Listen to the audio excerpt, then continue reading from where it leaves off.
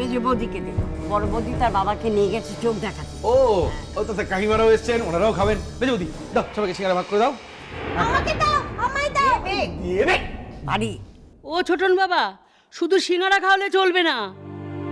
ভাইপোর বিয়ে দিলে অথচ কাক পক্ষী কেউ জানতে পারলো না। আর আমরা যখন জেনেই ফেলেছি, আমরা আজকে মিষ্টি না খেয়ে যাবোই না, কি বলি? সর্বনাশ! ওটা কিন্তু আমার ডিপার্টমেন্ট নয়। ওইটা কিন্তু হচ্ছে এই সোনা জেঠি আর মায়ের ডিপার্টমেন্ট, আমার ডিপার্টমেন্ট নয়। আরে ভাইপোটা তো সেদিন জন্মালো, তারও বিয়ে হয়ে গেল। আমাদের ছোটনটারে শুধু মেয়ে জুটছে না গো।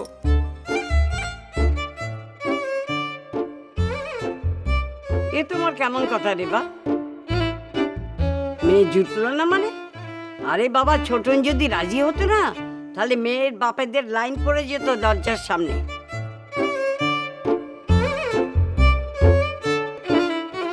ছোটনকে জামাই পাওয়া তো ভাগ্যের কথা না?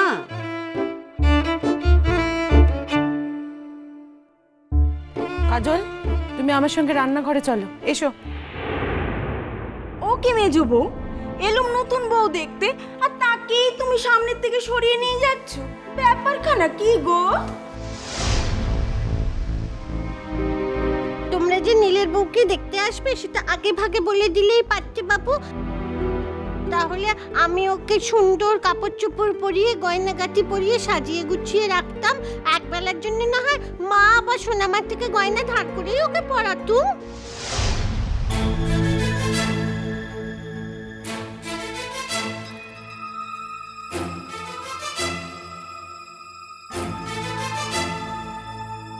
এই বাড়ি চুপ, সব কথায় কথা বলা চাই না। ও মত বাবা, নে যা না, নে যা, এখানে নে যাও। দেখছেন তো কখন থেকে বলছি, কথা তো কানেই তুলছে না। ও দিদি থাক না, বসেছে একটু বসুক না। হাবা গোবা মেয়ে দুটো আবল তাবল বকবে, এই তো।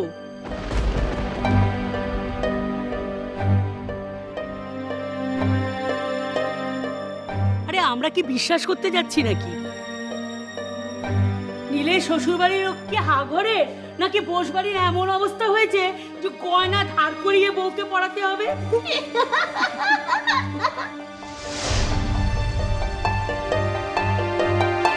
তা বৌমা, তোমার নাম কি গো? কাজল। বাহ, বেশ নামখানা তো। তা নাম বললে বাবু পুরো নামই বলতে হবে।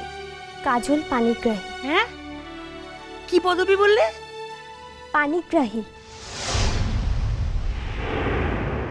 আরে ও দিদি, আপনার এই বউ কি আধা বাঙালি নাকি? না মানে ছেলেবেলা থেকে ওখানেই মানুষ হয়েছে তো, ওর বাপের বাড়ির বংশ মানে ওখানকার। ওর বাপ অবশ্যই খুব বড় মানুষ। না না না না না, বেঁচে থাকো বৌমা, বেঁচে থাকো। যাই বলুন দিদি, আপনার এই বউ যেমন রূপে তেমনি গুণে, আর বাবা মায়ের অবস্থা আর তো কোনো তুলনাই নেই। ও বৌমা, তোমার মাকে তো আমরা প্রায় টিভিতে দেখি গো। আরে কদিন আগে গিয়েছিল চন্দননগরে মেয়ে শ্বশুর বাড়ি। বৌমা গিয়ে দেখি বৌমার মাকে টিভিতে দেখাচ্ছে, আরে ইন্টারভিউ দিচ্ছে গো।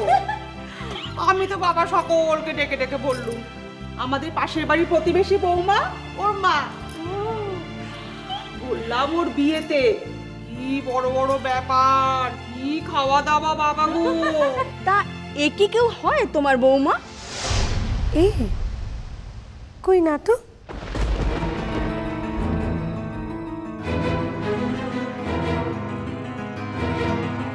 কেন আপনার এমন অদ্ভুত কথা মনে হলো বলুন তো কাকিমা? না, বাঙালি না, উড়িয়া মনে হলো পদবিটা শুনে, তাই বললাম। না না, আমি একে আগে কোনোদিন চিনতামই না।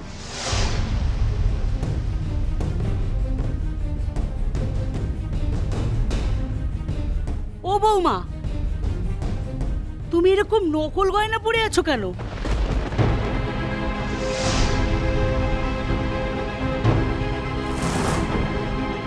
সবে তো তোমার বিয়ে হলো, এখনো পর্যন্ত গা থেকে নতুন গন্ধই যায়নি। তা এখন তো গায়ে সোনা পরে থাকার কথা, তাই সোনা খুলে নকল গয়না পরেছো কেন? দিদি, এ নি মিষ্টিগুলো।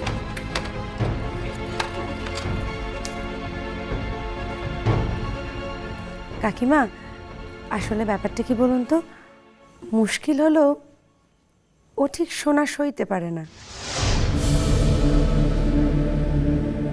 তাই যতবারই আমরা সোনার গয়না পরাচ্ছি না, গা ভর্তি পুরো অ্যালার্জি, ইরিটেশন, র্যাশ সব বেরিয়ে যাচ্ছে। এই কারণেই তো আর পরানো হয়নি। হবে, ধীরে সুস্থে আস্তে আস্তে সব অভ্যেস হবে। ও মা, সে আবার কি কথা গো?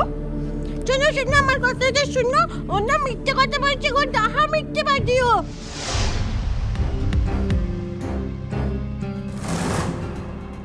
ও কি করে পড়বে?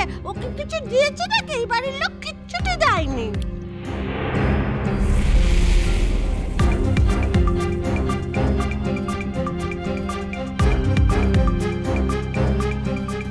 তা শুনলাম যে মেয়ের বাবা নাকি মস্ত বড় মানুষ।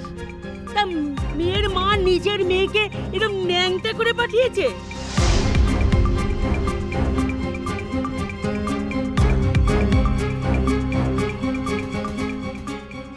কি বলো নতুন বউ? ওদের অবস্থা এককালে খুব ভালো ছিল, এখন একটু ভর্তির দিকে। বলেছে বলেছে মা বলেছে দেবে দেবে, আস্তে আস্তে দেবে। তাও ভালো। তা তোমার বাড়ি কোথায় বউ? ডিঙাভাসি, সেটা কোথায়? উড়িষ্যায়। না, বলছিলাম যে পুরীর কাছে পিঠে কি?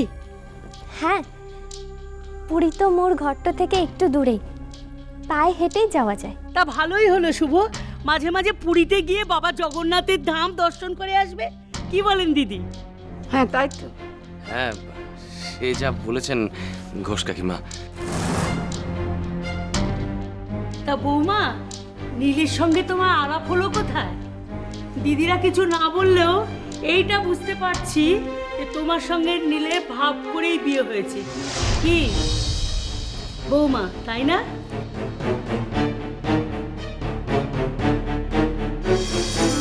তোমার দেখছি স্বপ্নার বুদ্ধি শুদ্ধি হবে না। একটা অদ্ভুত মানুষ তুমি। দেখছো শ্বশুর শাশুড়ি এখানে রয়েছেন, এসব কথা কি তাদের সামনে বলা ভালো? ও দিদি, আজকালকার দিনের সবাই মাইডিয়া। না গো বাপু, আমাদের বাড়িতে এখনো অত একেলে হাওয়া চালু হয়নি।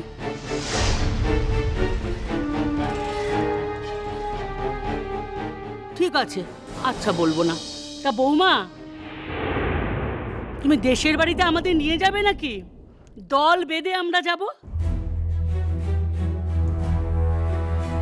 কাজল, বলে দাও, নিশ্চয়ই নিয়ে যাব। বলো। সত্যি তো, ওনারা সবাই যেতে চাইছেন, তুমি কিছু বলছো না কেন?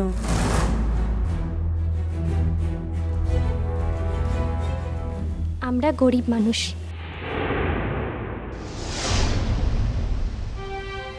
আমাদের বাড়িতে গিয়ে আপনারা যদি থাকতে পারেন তাহলে নিশ্চয়ই যাবেন।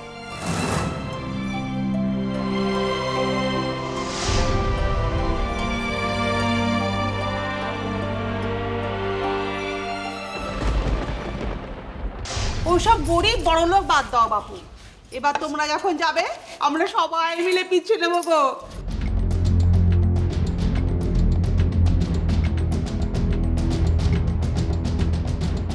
ছোটন, দাদা